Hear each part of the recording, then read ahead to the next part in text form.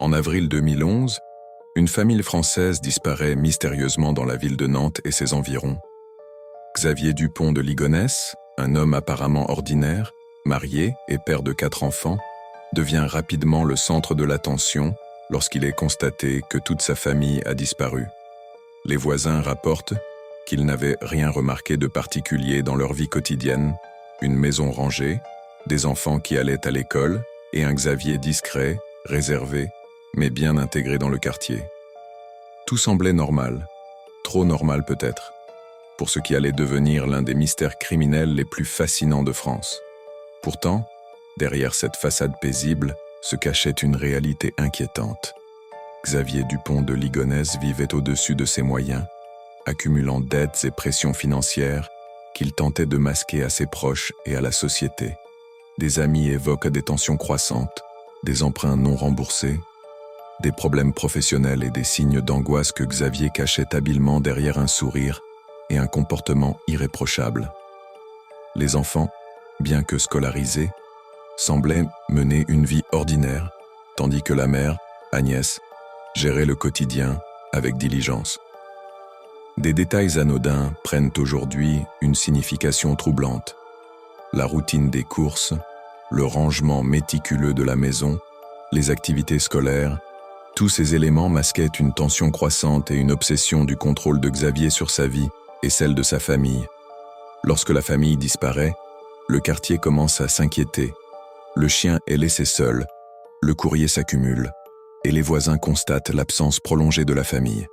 Certains racontent avoir aperçu Xavier seul, se promenant dans des rues désertes, un regard distant et préoccupé, comme s'il préparait quelque chose de bien plus sinistre que l'on pouvait imaginer. Les proches alertent la police et une enquête est ouverte. Rapidement, les autorités découvrent une scène macabre. Les 4 enfants et leur mère ont été tués, enterrés sous le jardin de la maison familiale, dans une planification méthodique qui laisse perplexes les enquêteurs. Le crime, d'une froideur presque clinique, ne laisse aucun signe de lutte ni de panique. Xavier Dupont de Ligonnès, quant à lui, a disparu, laissant derrière lui une scène d'horreur et une énigme totale. Les enquêteurs analysent chaque détail. La maison est intacte, les affaires personnelles de la famille restent en place et aucun objet de valeur n'a été volé.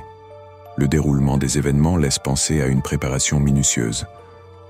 Xavier a semble-t-il pris le temps de rédiger des lettres et de gérer ses affaires pour éviter de laisser de preuves compromettantes. Les lettres destinées à sa famille et à ses proches montrent un souci de logique et d'organisation qui contraste avec l'horreur de ses actes. La presse française s'empare rapidement de l'affaire. Les spéculations se multiplient. Xavier aurait-il agi pour échapper à ses dettes, pour supprimer les témoins d'une vie qu'il ne pouvait plus contrôler, ou cherchait-il à disparaître complètement? Les théories abondent et nourrissent l'intrigue, allant des hypothèses rationnelles à des scénarios plus extrêmes. Mais aucune n'apporte de réponse définitive. Les investigations se heurtent à un mur. Xavier semble avoir disparu dans la nature, sans laisser de traces fiables. Des témoignages le signalent dans des hôtels, sur des routes, parfois même à l'étranger, mais aucune confirmation tangible n'est obtenue. Les autorités examinent également les transactions financières de Xavier, ses comptes bancaires, et même les lieux qu'il fréquentait avant sa disparition. Chaque piste se révèle vague, floue, renforçant le mystère. La police internationale lance des recherches, les médias diffusent des alertes, mais l'homme reste insaisissable. Le mystère s'épaissit avec chaque jour qui passe. Les spécialistes tentent de comprendre la psychologie de Xavier. Comment un homme capable de gérer une vie familiale ordinaire peut-il planifier et exécuter un acte aussi extrême? Les chercheurs évoquent des troubles de la personnalité, un désespoir face aux difficultés financières ou une froideur calculatrice qui aurait permis à Xavier de rester maître de la situation jusqu'au dernier instant. Les détails du crime suggèrent une maîtrise parfaite, un contrôle total de la scène et un départ calculé pour brouiller les pistes. Les lettres qu'il laisse derrière lui témoignent d'une planification mentale extrême et d'un souci du détail qui dépasse l'entendement pour un acte si atroce. De nombreuses théories voient le jour. Certains pensent que Xavier a pris un vol vers l'étranger, vivant sous une fausse identité. D'autres imaginent qu'il se cache dans des zones isolées de France, attendant que la tempête médiatique s'éteigne. Les rumeurs évoquent même l'aide de complices, mais rien ne permet de confirmer ces hypothèses. Chaque nouvelle piste semble s'évanouir dans l'inconnu. L'affaire fascine aussi par la banalité de la vie quotidienne avant le drame. Les enfants continuaient d'aller à l'école, les voisins ne remarquaient rien, et Xavier paraissait être un mari et père attentif. Cette dualité entre la normalité apparente et la violence extrême de ses actes rend le récit hypnotisant.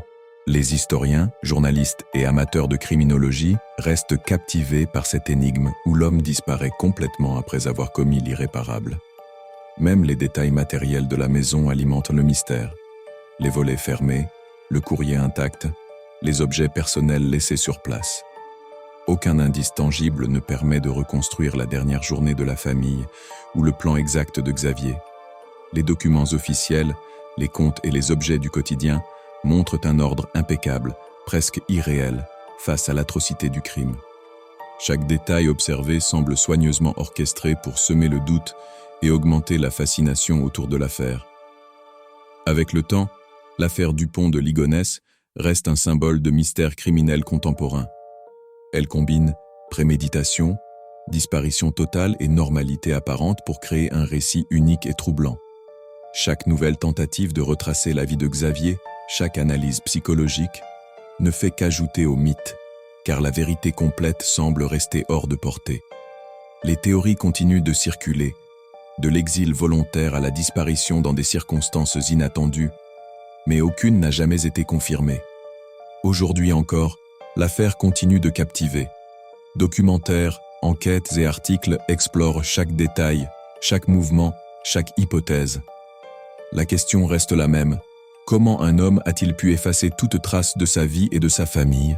Pourquoi certaines vies disparaissent-elles sans laisser d'indices clairs? Le mystère demeure entier, hypnotisant tous ceux qui tentent de le comprendre. Et toi, penses-tu que Xavier Dupont de Ligonnès a disparu volontairement pour échapper à la justice? Ou qu'un événement inattendu l'a empêché de réapparaître? Abonne-toi pour ne jamais rater le prochain mystère.